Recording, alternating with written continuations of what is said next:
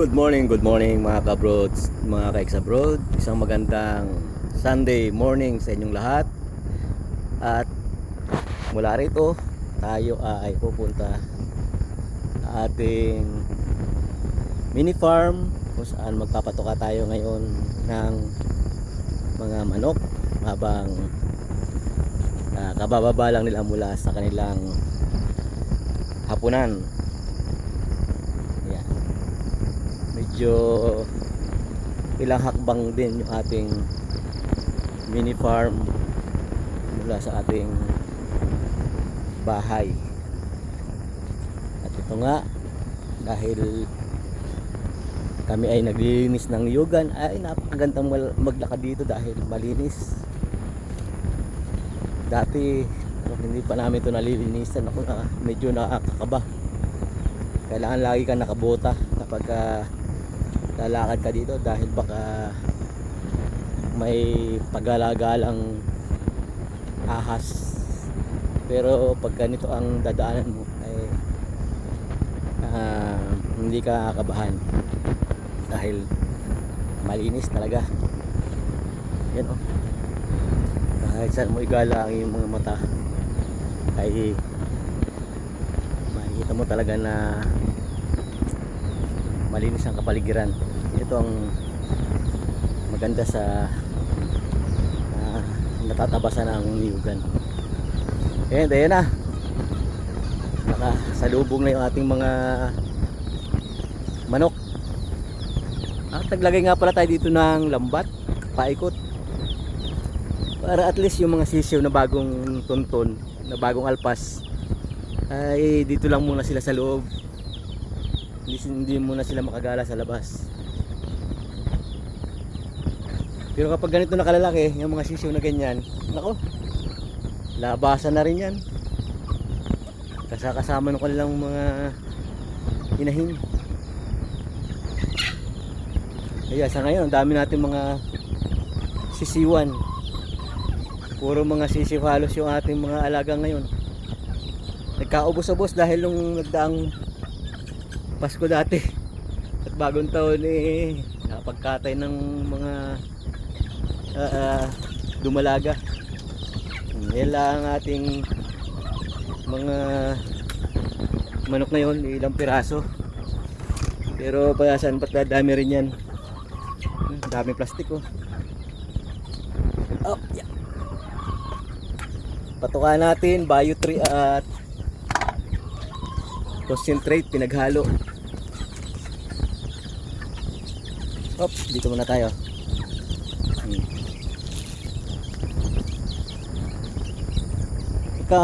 Simula nung maglagay tayo ng lambat, medyo hindi na nabuwas-buwa. Hindi masyado nabuwasan yung mga sisiw. Hindi katulad noon, ubos talaga yung mga sisiw kapag inalpasan natin. Kahit medyo malalaki na, nauubos pa rin sila. Ngayon yan, nakakalaki na sila oh. Bago sila makalabas ay medyo malalakas na sila, bago sila makakalabas doon sa mga lambat natin. Kaya nakakalaki. At meron din tayo ditong 3 pirasong yung malalaking manok. Nagsisimula pa lang tayo, sana maparami natin sila. Ayan o.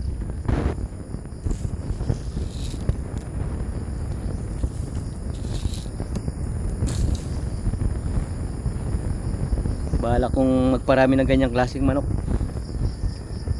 yung mga tumitimbang ng 3 kilo hanggang 3 kilo kalahati. Hopefully kapag parami tayo. Ito, napabayaan na natin itong ating bahay kubo na to, pero one of these days ay atin ulit itong lilinisan.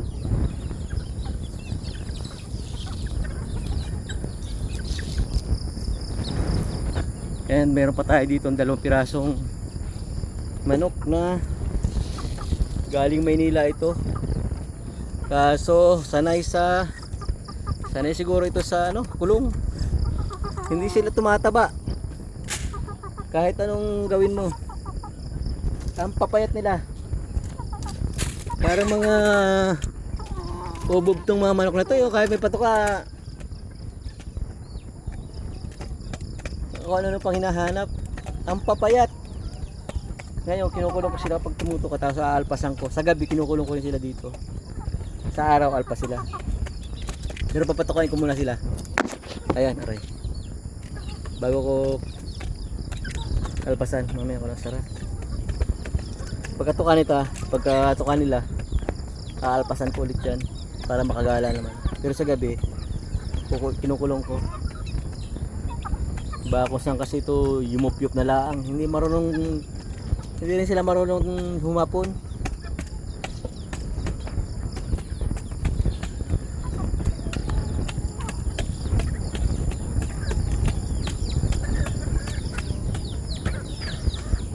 Kaya mga sisiw natin. Kurr! Kurr! Yung iba nandun sa ano, sumasalo doon sa malalaking manok.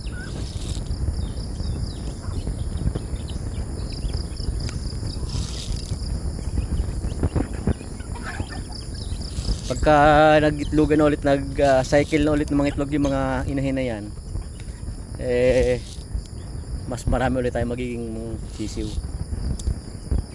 Okay, tama na yan mga manok. Dati hindi talaga ako makapagparami ng sisiw dito, nauubos. Pero simula nung lagyan namin yan ng lambat, medyo ayan, nakapagparami na tayo ng sisiw. Bigyan pa natin ng kaunti itong mga malaki natin manok.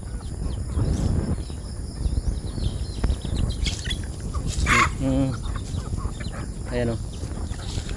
Kita mo naman sa sa tingin pa lang talagang halata mo ng malalaki mga manok na yan, no? Di hamak na mas malaki kaysa sa ating mga manok na native. Mga bata pa na makuha ko yan, 1 kiluhan. Hindi lumalaki ng mga 3 kilo hanggang 3 kilo kalahati. Sana maparami natin. At hindi ko lang alam kung pag nangitlog yan ay naglilimlim ang inahin. Pero matatry natin yan kapag nangitlog na yan.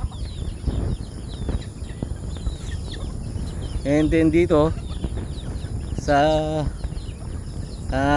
space na ito, bala ko lalagyan ko rito ng lambat mula rito sa kantong yan hanggang dito, doon sa may na yon, may pwesto na yon, lalagyan ko ng lambat ulit. Tapos aalpasan ko dito ng pato, yung puti, hindi itik, hindi daw kasi lumilimlim ang itik, so lalagay ko pato para dumami, kasi mabilis daw dumami yun, kasi lumilimlim saka maraming umitlog. So lalagay ko dito, bala ko yun nga, pato, para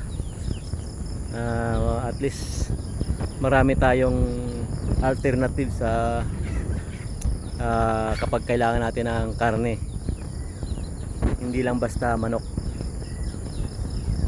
So hopefully gawa natin yung plano na yan, may saka para natin yung plano na yan. And ito nga pala, may mga tanim na tayo dito, ilang punong mga fruit bearing trees, tulad itong santol, meron tayong santol dito sa likod, meron tayong avocado, at itong tanim nating kalamansi yan, at Indian mango. Ang dami ko Indian mango, paikot. At itong langka, yan, sa essential na gulay, langka. Nung panahon namin, nung maliliit pa kami, essential, kasi talagang kung wala langka magugutom dahil walang pambili ng bigas. Ang nga namin, pag nagkukwentuhan nga, napapagkwentuhan namin, mas marami ang langka. Yun ang pinakabigas namin, langka, at ang bigas na nagiging ulam. Pero yun naman, ayun pala ang aking avocado nandoon sa may unahan na yun, avocado. Kasi ito, ayan, mga puno ng Indian mango. Ang dami kong Indian mango ang tinanim talaga dyan para kapag lumaki sila maaliwalas, malilim dito sa parting ito ng kubo.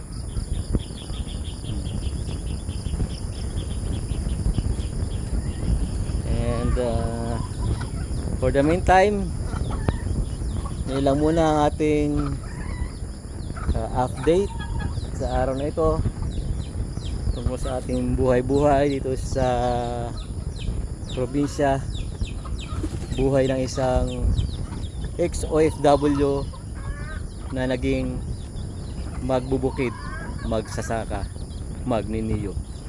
Maraming salamat sa panonood, and bye bye for now.